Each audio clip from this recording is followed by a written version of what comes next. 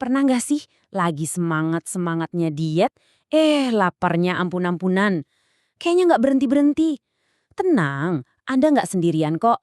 Hari ini kita bakal bedah tuntas sains di balik rasa lapar itu dan gimana caranya kita bisa menang. Oke, yuk kita mulai dari pertanyaan yang paling mendasar. Kenapa sih nahan lapar pas lagi diet itu rasanya susah banget? Kayak lagi perang sama diri sendiri kan? Nah, untuk menjawabnya, ini dia peta perjalanan kita. Kita mulai dari pertarungan di dalam tubuh, terus kenalan sama dalangnya, yaitu hormon, lalu kita intip 2 strategi jitu yang didukung sains, dan terakhir, kita bahas langkah praktis yang bisa langsung Anda coba. Oke, bagian pertama. Mari kita jujur sama diri sendiri. Diet itu seringkali terasa kayak pertarungan tanpa henti melawan sinyal dari tubuh kita kan? Dan seringnya kita menyalahkan diri sendiri, tekadku kurang kuat nih. Tapi gimana kalau saya bilang ini bukan cuma soal tekad? Ini jauh lebih dalam. Ini soal biologi.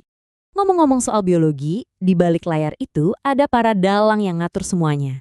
Mereka adalah hormon. Yuk kita kenalan sama 2 pemain utamanya. Jadi gampangnya gini, di tubuh kita ada 2 hormon yang kerjanya berlawanan. Ada grelin, si hormon go, yang teriak-teriak ke otak, ayo makan. Dan ada leptin, si hormon stop, yang bilang, udah, kenyang. Kelihatannya simpel ya. Tapi, disinilah letak teka-tekinya. Logikanya kan, hormon leptin itu diproduksi sama sel lemak. Harusnya, makin banyak sel lemak, makin banyak leptin. Makin gampang kenyang dong. Tapi kenapa faktanya seringkali terbalik? Aneh kan? Jawabannya adalah sebuah kondisi yang namanya resistensi leptin. Bayangin deh, leptin udah teriak-teriak, berhenti makan. Tapi otaknya seolah-olah pakai noise cancelling headphone. Sinyalnya nggak nyampe. Jadi meskipun kadar leptinnya tinggi, rasa lapar itu nggak hilang-hilang. Nah, inilah salah satu rintangan biologis terbesar dalam menurunkan berat badan. Oke, kalau hormon kita bisa jadi musuh dalam selimut, terus gimana dong? Apa yang bisa kita lakukan? Nah, salah satu pendekatan yang lagi ngetren dan didukung sains adalah mengubah pola makan. Coba kita lihat intermittent fasting. Ada sebuah penelitian keren di jurnal Nutrients yang ngikutin 2 kelompok orang selama setahun penuh. Kelompok pertama diet biasa aja, potong kalori tiap hari. Kelompok kedua coba puasa intermiten, jadi ada hari makan biasa dan ada hari mereka makan sangat sedikit. Hasilnya, wah ini benar-benar bikin kaget. Setelah setahun, grup yang puasa intermiten itu ternyata melaporkan penurunan kebiasaan makan kalap. Sebaliknya, grup yang diet harian biasa, kebiasaan makan kalapnya malah meningkat. Ini temuan yang penting banget. Jadi, poin utamanya di sini adalah puasa intermiten itu bukan cuma soal motong kalori. Tapi, sepertinya metode ini bisa bantu memperbaiki perilaku makan kita. Kebiasaan makan berlebihan atau binge eating yang sering jadi biang kerok gagal diet itu bisa terkendali.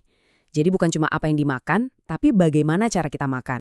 Nah, sekarang kita pindah ke pendekatan lain yang juga populer banget. Gimana dengan suplemen dari bahan-bahan alami? Apa benar bisa bantu kita ngendaliin nafsu makan? Untuk cari tahu jawabannya, kita nggak bisa cuma lihat satu penelitian. Kita perlu lihat rangkuman dari banyak penelitian. Nah, ada satu tinjauan ilmiah besar yang mengumpulkan data dari 32 penelitian sekaligus khusus tentang senyawa dari tumbuhan yang katanya bisa menekan nafsu makan. Coba kita ambil contoh teh hijau. Ini kan populer banget ya. Kalau kita lihat datanya, hasilnya itu campur aduk. Ada beberapa penelitian yang bilang, iya teh hijau efektif bikin lebih kenyang. Tapi penelitian lain bilang, kayaknya nggak ada efeknya deh. Ini nunjukin kalau penelitian di bidang ini memang rumit.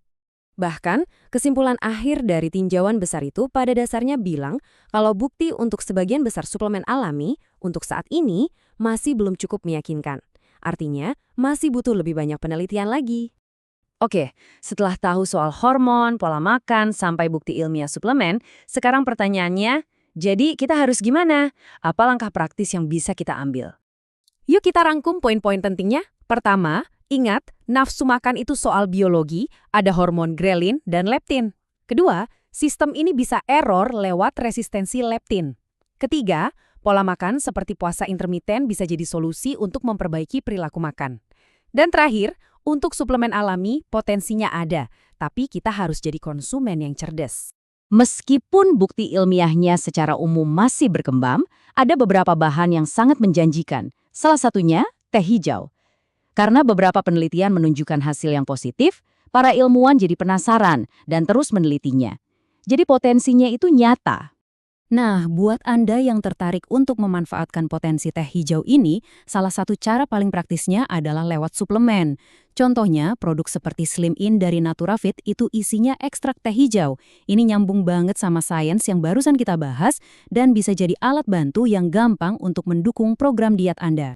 Pada akhirnya, setelah memahami semua ini, pertanyaan terpentingnya kembali ke diri Anda sendiri. Dengan semua pilihan yang ada, strategi mana yang paling cocok untuk biologi dan gaya hidup Anda yang unik?